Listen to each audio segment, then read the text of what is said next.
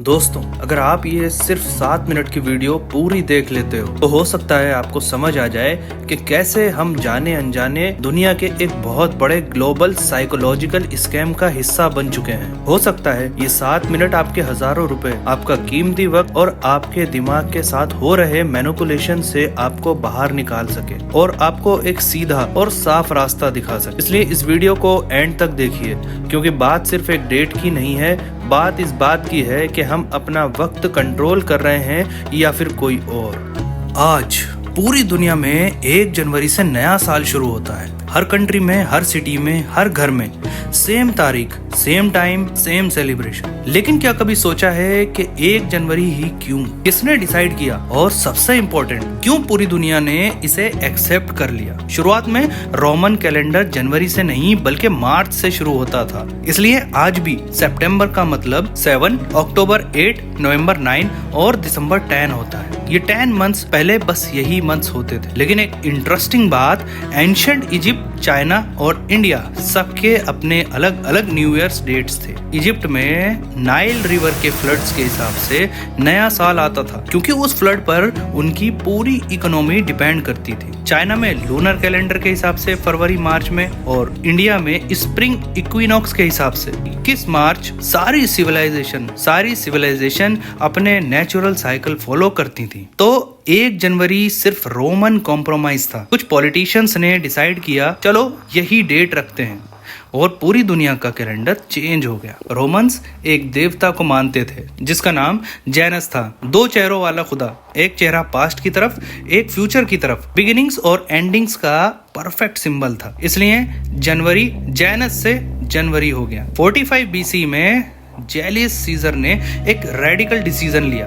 उसने कैलेंडर को completely reset कर दिया, नया जूलियन कैलेंडर बनाया। लेकिन ये बात जानते हो क्या? जूलियस सीजर का मर्डर 44 बीसी में हुआ था, मतलब सिर्फ 1 साल बाद। थिंक अबाउट इट, उसका बनाया हुआ कैलेंडर आज भी यूज हो रहा है। एक आदमी जिसने पूरी दुनिया का टाइम डिफाइन कर दिया, और उसका नाम 2000 प्लस ईयर्स बाद तक हिस्ट्री के पेजेस में लाइव रहा। एक ऐसे आदमी के लिए जो 44 बीसी में मर गया, कोइंसिडेंस था क्या ये, या फिर इंटरनेशनल पावर मूव था, ताकि उसका नाम फॉरएवर इमॉर्टल हो जाए, ताकि लोग बोल सके जूलियस सीजर वो था जिसने कैलेंडर इन्वेंट किया, जिसने टाइम डिफाइन किया। बाद में जब क्रिश्चियनिटी रोमन एम्पायर का ऑफिशियल रिलीजन बनी, तब चर्च ने इसी कैलेंडर को कंटिन्यू किया। लेकिन सच ये है कि वेटिकन जॉर्जियन कैलेंडर को डिफाइन करने में आगे था। साल 1582 में पोप जॉर्ज 13 ने कैलेंडर को करेक्ट किया। क्यों?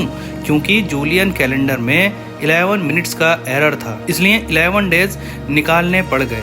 लेकिन सच ये है, जिसने कैलेंडर डिफाइन किया उसने टाइम इटसेल्फ डिफाइन किया, और जिसने टाइम डिफाइन किया उसने पावर रख ली। वेटिकन सिर्फ एक रिलीजन इंस्टीट्यूशन नहीं था, ये टाइम का कीपर भी था, ये स्पेस का डिफाइनर था, ये ट्रुथ का वैलिडेटर भी था। और ये पावर को समझ रहे हो? अगर वेटिकन के पास कैलेंडर डिफाइन करने की पावर है, तो मतलब वेटिकन के पास ये पावर है कि कौन सा दिन इम्पोर्टेंट है और कौन सा दिन इम्पोर्टेंट नहीं है, या कौन से फेस्टिवल को इग्नोर। अगर वेटिकन के पास कैलेंडर डिफाइन करने की पावर है, तो मतलब वेटिकन के पास पावर है कि कौन सा दिन इम्पोर्टेंट है, कौन सा दिन नहीं है, कौन सा फेस्टिवल सेलिब्रेट करो और कौन सा इग्नोर करो। ये सिर्फ कैलेंडर नहीं था, ये कॉन्शियसनेस का टूल था। जब ब्रिटेन के पास इंडिया था, उन्हें इंडियन कैलेंडर चेंज करना था? नहीं, उन्हें इंडियन माइंड चेंज करना था। ब्रिटेन ने अपना कैलेंडर इंडिया को फोर्स किया।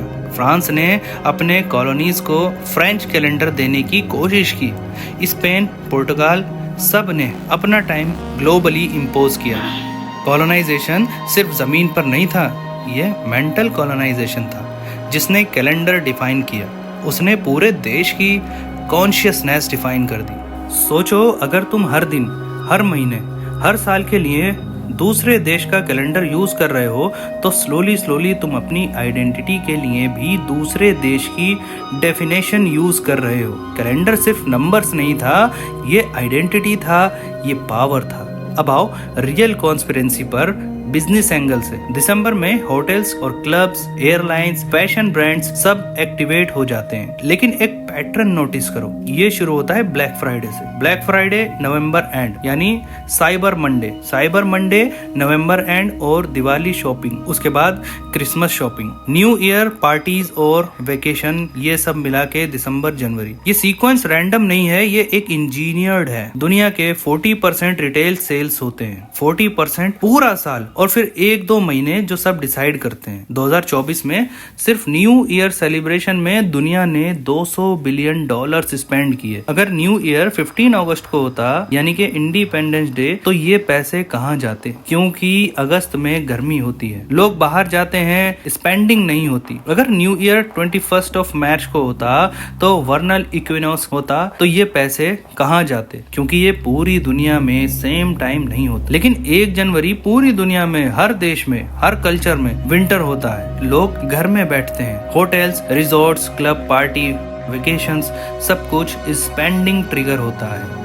ये नेचर नहीं है, ये इकोनॉमिक्स है। जिसने कैलेंडर डिफाइन किया उसने सीजन डिफाइन किया, जिसने सीजन डिफाइन किया उसने इकोनॉमी डिफाइन किया, और जिसने इकोनॉमी डिफाइन किया उसने पूरी दुनिया के बिहेवियर को डिफाइन कर दिया। असल सवाल ये नहीं है कि नया साल कब शुरू होता है, असल सवाल ये है क्या तुम 1 जनवरी को फॉलो करते हो क्योंकि ये साइंटिफिक है? नहीं, क्योंकि ये जॉर्जियन कैलेंडर में भी एरर है। क्या तुम 1 जनवरी को फॉलो करते हो क्योंकि ये लॉजिकल है? नहीं, क्योंकि ये स्प्रिंग इक्विनॉक्स कोई भी साइंटिफिक पैरामीटर 1 जनवरी को सपोर्ट नहीं करती, तो फिर क्यों सेलिब्रेट करते हैं सब? और जब सब करते हैं तो ये ट्रथ बन जाता है। मास साइकोलॉजी, अथॉरिटी, पावर, रिपीटेशन, यही कैपिटलाइजेशन का सबसे बड़ा सीक्रेट वेपन है। तुम सोचते हो ये तुम्हारी चॉइस है, ये नहीं कि ये कलेक्टिव प्रोग्राम है। 31 दिसंबर रात 11:59 पर तुम एक काउंट डाउन करोगे, 10, 9, 8, 7, और जब 0 होगा तब तुम सेलिब्रेट करोगे। तुम सभी एक्सपीरियंस करोगे कॉन्फेटी, शैंपियंस, पार्टीज, रेजोल्यूशंस। लेकिन याद रखो ये सब कुछ 2000 पहले